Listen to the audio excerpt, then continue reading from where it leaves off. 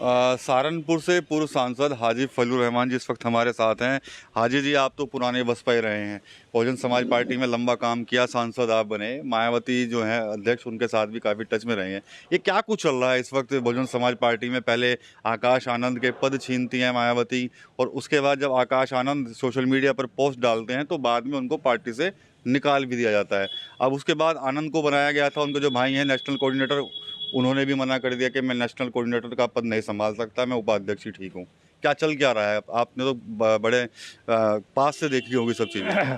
प्रायोजक हैं cancer healer centre, a new beginning. देखिए हमारी बहन कुमारी मायावती जी के साथ हम लोगों ने काफ़ी काम किया जी। और उन्हीं के आशीर्वाद से जब हमको टिकट दिया गया तो हम मेंबर पार्लियामेंट बन सके। जी। और इसमें कोई दो राय नहीं है कि उन्होंने जो एससी समाज और दबे कुचले लोगों के लिए एक मूवमेंट चलाया मान्यवर काशीराम जी के साथ, उससे लोगों को बहुत फ़ायदा हुआ, आम जनता को फ़ायदा हुआ।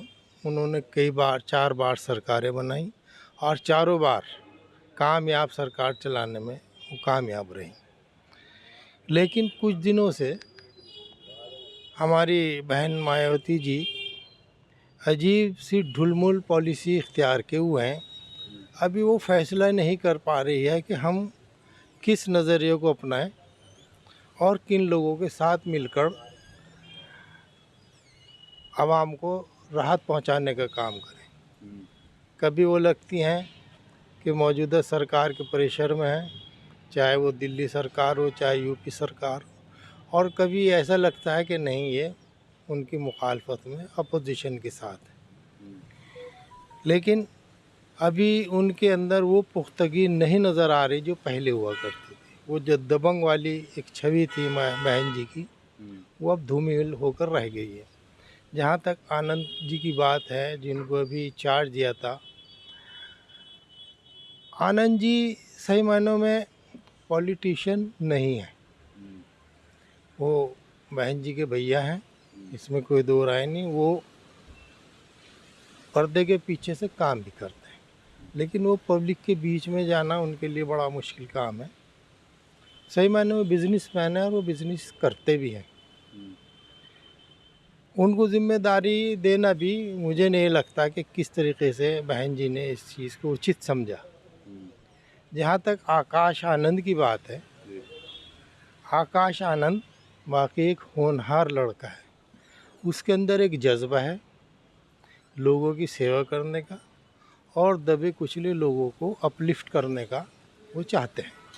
तो मैं समझता हूँ कि बहन जी ने उनको पार्टी के पदों से मुक्त किया। वो एक हद तक अगर कोई गलती हुई होगी आकाश आनंद से तो वो काबिले बर्दाश्त थी, और उनको इन पदों से हटा देना वो एक मुमकिन फ़ैसला हो सकता है। लेकिन अब उनको पार्टी से बाहर निकाल देना ये कोई समझदारी की बात नहीं है। बहन जी को दोबारा से इस पर गौर करना चाहिए, उनकी अपनी फैमिली का मैटर है। और जहाँ तक मैं समझता हूँ कि अब बहुजन समाज पार्टी का चमकता हुआ सितारा आकाश आनंद ही है। उसके अलावा अब बहुजन समाज पार्टी को आगे पहुंचाने की क्षमता और किसी दूसरे लीडरों में नहीं है। बहन जी की उम्र काफ़ी हो चुकी, अब उनके बाहर दौरे भी करना उनके लिए मुश्किल हो रहा है। तो इसलिए मैं समझता हूँ कि आकाश आनंद को फिर से वापस लें और इस मूवमेंट को आगे बढ़ाएं, क्योंकि इस मूवमेंट से गरीब लोगों को, पिछड़े दबे कुचले लोगों को बहुत फ़ायदा हुआ है। अब अगर ये आनंदी को, आकाश आनंद को जिम्मेदारी देते हैं तो मैं समझता हूँ कि वो अच्छे दिन बहुजन समाज पार्टी के लिए फिर से वापस आ सकते हैं। अच्छा, आकाश आनंद तो अभी तो खैर पार्टी से निष्कासित है, क्या समाजवादी पार्टी कोई ऑफर देगी उनको? देखिए, समाजवादी पार्टी भी उन्हीं लोगों के लिए काम कर रही है जिन लोगों के लिए बहुजन समाज पार्टी काम करती थी। अब बहुजन समाज पार्टी मुखर नहीं है तो लोग बाग उनसे किनारा करते जा रहे हैं। समाजवादी फ्रंट पे आकर उन फ़िरका परस्त ताकतों को से लड़ रही है जो हिंदुस्तान में बंटवारा चाहता है, हिंदुस्तान के समाज को भाई से बांटने का काम करते हैं। उन लोगों के खिलाफ हमारे राष्ट्रीय अध्यक्ष अखिलेश यादव जी फ्रंट पे आकर खेल रहे हैं और उनसे अपना जोर आजमाइश कर रहे हैं। मैं समझता हूं कि अगर कभी अलहदा हुए तो आकाश आनंद जी को इस बारे में ज़रूर गौर करना चाहिए कि जो लोग उस मिशन को, जिस मिशन पर आकाश आनंद काम कर रहे थे या कर रहे हैं, वो कौन लोग हैं, उनके हाथ मजबूत करना चाहिए। और मैं समझता हूँ कि समाजवादी उनके लिए वो मुनासिब फ्रंट होगा। ठीक है, आखिरी सवाल मैं लूँगा। औरंगज़ेब की बहुत तारीफ़ें हो रही हैं और उस पर विवाद लगातार बढ़ रहा है, आपकी क्या कुछ प्रतिक्रिया है? देखिए, औरंगज़ेब कोई अब से पिछले 5 साल 10 साल पहले तो पैदा नहीं हुए। वो एक मुग़ल सम्राट थे। और जो अखंड भारत, जिसको आज हमारे राष्ट्रवाद लोग, कथित राष्ट्रवाद लोग अखंड भारत का नारा लगाते हैं, वो उन्हीं की देन है। उन्होंने उस अखंड भारत को चलाकर दिखाया। और जहाँ तक हमारे औरंगज़ेब जी के बारे में ये भ्रांति फैला रहे हैं, वो ऐसा नहीं है।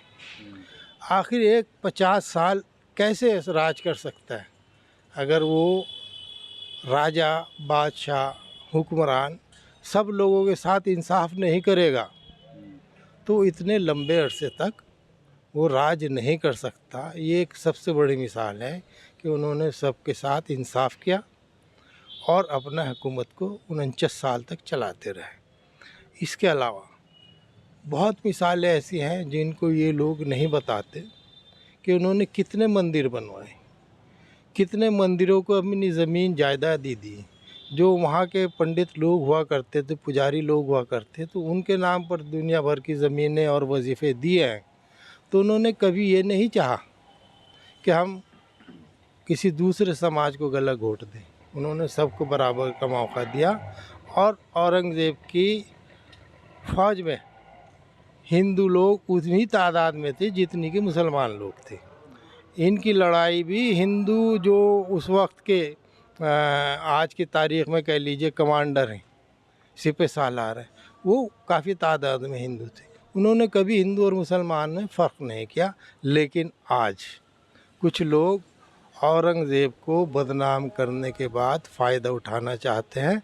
चूँकि जो फ़ायदा उठाने की बात कर रहे हैं वो हिंदुस्तान को आज की तारीख़ में कमज़ोर कर रहे हैं, वो इकनॉमिकली कमज़ोर कर रहे हैं। आज जीडीपी कहाँ है, आज महंगाई है, आज शेयर बाज़ार कहाँ है, आज जो बाहर के लोगों ने इन्वेस्ट किया हुआ था हिंदुस्तान के अंदर वो सब लोग निकाल कर बाहर चले गए। जो हिंदुस्तान के हिंदुस्तानी हैं, जो अरबपति लोग हैं, बड़े बिजनेस मैन लोग हैं, वो आज सब यहाँ से अपने आप को बाहर सेटल कर रहे हैं, अपना पैसा निकाल कर बाहर जा रहे हैं। तो इसकी वजह क्या है? चूँकि वजह यह है कि आज की इकनॉमी मौजूदा सरकार ने इस पोजीशन में पहुँचा दिया है कि पता नहीं कल क्या हो। इसलिए आम लोग डर रहे हैं। और ये फ़िरका परस्त लोग, औरंगज़ेब या और बाबर और दूसरी इस तरह की चीज़ों को सामने लाकर, भ्रांतियाँ फैलाकर, हिंदू, मुस्लिम, सिख, ईसाई को बंटवारा करके लोगों के जहन को बांटने का काम कर रहे हैं। इनका मकसद सिर्फ़ और सिर्फ जो मुश्किलात है आज हिंदुस्तान के आवाम को, उससे भटकाने का काम कर रहे हैं और कुछ नहीं। और मौजूदा पॉलिसी आप लोगों के सामने आ गई कि आज जो ये शेयर बाज़ार है वो बिल्कुल धड़ाम से नीचे आ गया है। आज फॉरेन पॉलिसी हमारी कहाँ है? आज अमेरिका हमसे खुश नहीं है, कैसा व्यवहार हमारे साथ कर रहा है, हिंदुस्तानियों को जंजीरों में बांध कर भेज रहा है। आज वो टैरिफ लगाने की बात कर रहा है, आज वो हम लोगों से दूर हटकर चीन के नज़दीक जाने की बात कर रहा है। हमारी मौजूदा सरकार आज इसके साथ न नेपाल है, न भूटान भी दूर हो जा रहा है, श्रीलंका इसके साथ नहीं है, पाकिस्तान इसके साथ नहीं है, बांग्लादेश इसके साथ नहीं है, चीन तो इनसे बहुत दूर है ही। लेकिन ये इस बात को समझते नहीं। अगर समझते हैं तो ये भोले बने हुए हैं और हिंदुस्तान को, भारत को ज़्यादा से ज़्यादा नुकसान अगर कोई पहुंचा सकता है तो वो मौजूदा सरकार है। ठीक है, शुक्रिया हाजी जी। तो हाजी फजलुर रहमान जी थे और साफ तौर पर कहीं ना कहीं जो बहुजन समाज पार्टी के अध्यक्ष मायावती ने आकाश आनंद को लेकर जो फैसला लिया है, उनको पार्टी से निकाला है, उस पर कहीं ना कहीं हाजी फजलुर रहमान ने कई तरह की खुलासे यहाँ पर किए हैं। साफ तौर पर बताया कि आखिर वजह क्या है जिसकी वजह से मायावती ने ये एक्शन जो है वो लिया है। इसके अलावा देश के अंदर जो औरंगज़ेब को लेकर जो एक विवाद छिड़ा हुआ है, उस पर भी कहीं ना कहीं हाजी फजलुर रहमान ने तो तमाम जो नेताओं के जो बयान आए थे उनका समर्थन किया है और साथ ही साथ औरंगज़ेब को एक कुशल शासक बताया है। TV9 यूपी के लिए सहारनपुर से विकास कपिल। प्रायोजक हैं cancer healer centre, a new beginning.